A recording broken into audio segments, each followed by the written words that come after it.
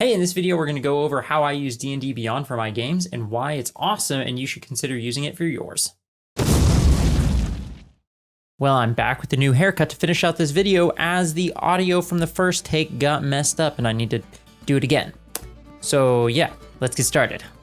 So to start off, if you're going to be running a campaign using DnDBeyond, you'll probably want to make sure that your players have their character sheets in DnDBeyond. This helps with a few things. One, you can go to their character sheets and look at things like their passive perception, or if they have advantage on athletic checks because of Aspect of the Beast, you can go read the details about it, and it makes it really easy.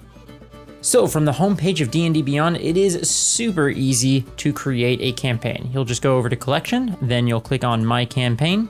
You'll see all of your current campaigns, and then you can click to create a new campaign. Once you're on this page, you'll just have to enter the name of your campaign. We'll just put fake because I'm not that creative. And you can enter a description if you want to, but you don't have to. I pretty much never do. And that's it. There you have it. Your campaign is now created. You can go into View Campaign, and from here, this is where you can invite players into your campaign using this link right here. If your link ends up getting leaked or you kick someone out because they're a terrible person and they keep rejoining your campaign because they still have the link, you can just click Reset Link. It's super easy. If you have the paid version like I do, you can click this button right here, Enable Content Sharing. Bam. Now, whenever your players create a character in your campaign, they'll have access to all of your modules, which my players all appreciate when I share stuff with them because they don't like buying their own things, which, I mean, I don't really blame them. Which brings me to the next thing that is great about DnDBeyond, and that is buying source books. So buying source books and adventures on DnDBeyond is pretty easy, and it's one of the cheaper ways to do it. Another positive about it is, again, once you buy it, it goes straight into your owned materials, so that when you go to create a character on DnDBeyond, or if you have the paid version and you share it with your players, when they go to create a character, it's all already there. The other thing is it is a very pleasant reading experience. So finding your books on DnDBeyond is pretty easy. You can go to sources right here, and they have either source books on this side, adventures on the other side. It's really easy to use either the computer, your cell phone, or a tablet. Their website works great with all the different platforms. And even though I own the Dungeon Master's Guide, I almost never actually use the hard copy of it because it's so easy navigating through the website. For example, I can click on it. They have all the chapters just listed out here. And if I was wanting to pull it up to reference a rule or maybe roll on a random treasure table, I can just click here, and then they have the different tables down here. So much faster than me flipping through a book. Another good thing is if you're running an adventure that you own on DnDBeyond and you're running it on a virtual tabletop, you can go into the adventure. So let's click Out of the Abyss, and let's say I'm running chapter 15, the City of Spiders. You can actually go to, so you can go to the map and you can actually save this image, load it onto your virtual tabletop, and then use it for your campaign, which again is really awesome. The next tool that we're gonna look at is the Encounter Builder. It's a little bit newer, but it's really good and I use it pretty frequently. You can either go to My Encounters right here, or if you're in your campaign, you can click Create Encounter from inside the campaign. When you do it from inside the campaign, it will automatically load it up with your average or the number of characters and their average level. So when building the encounter, you can either look up the name of monsters, or you can use some of the different filter options. And let's say I want something between CR 4 and 7. Actually, 7 super easy. Let's bump that up to 12 and 7. So once I'm here, I can really just click to add something, and bam, right there we have a deadly and awkward encounter.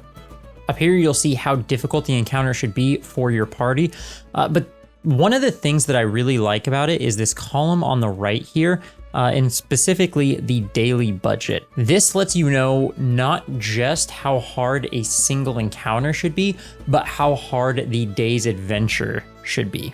If you hover over the question mark, it tells you a little bit about what this means. But basically, if you're only running one deadly encounter for your players and they're beating it with no problem, don't get me wrong, the CR rating isn't perfect, but it also could be that you're not throwing enough encounters in the day, or you have just a couple of easy ones that don't tax your players' resources at all. So by the time they get to the deadly encounter, they get to use everything right there, and it's pretty easy. So this will help you make better or more balanced adventuring days for your players. And if you're on the paid version, once you create the encounter, you can actually run the encounter from DnDBeyond. I don't typically use this because I generally just use my virtual tabletop to run the encounter, but for some one-shots and other things, I have used it before and it runs pretty smooth. Your players can roll from their character sheets and you'll see it just pop up in here.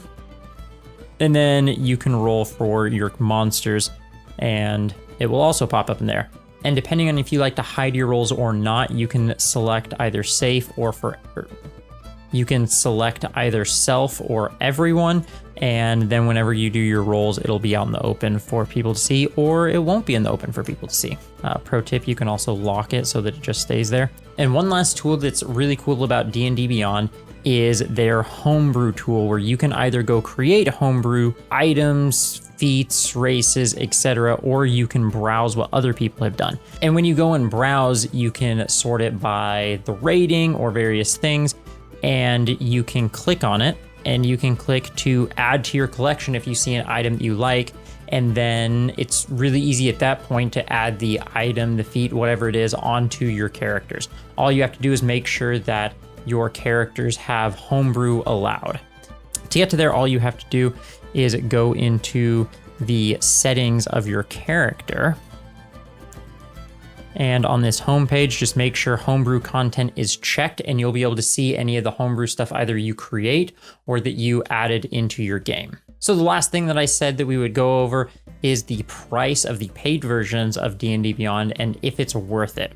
So here we have the hero tier or the master tier, and there are the prices for both of them.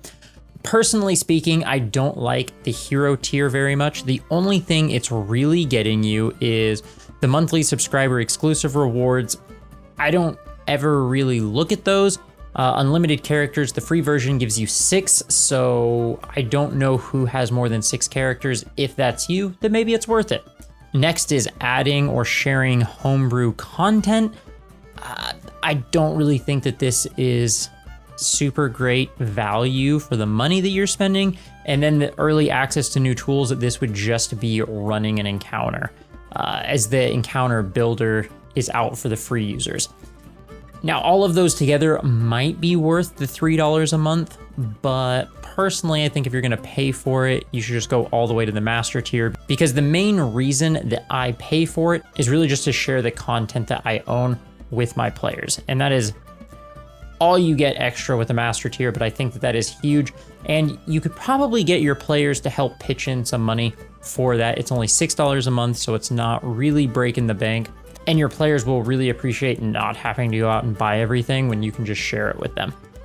Thank you for watching this video. If you enjoyed it, please give it a thumbs up and consider subscribing for some more D&D content. Also, leave a comment below for any videos you'd like to see in the future.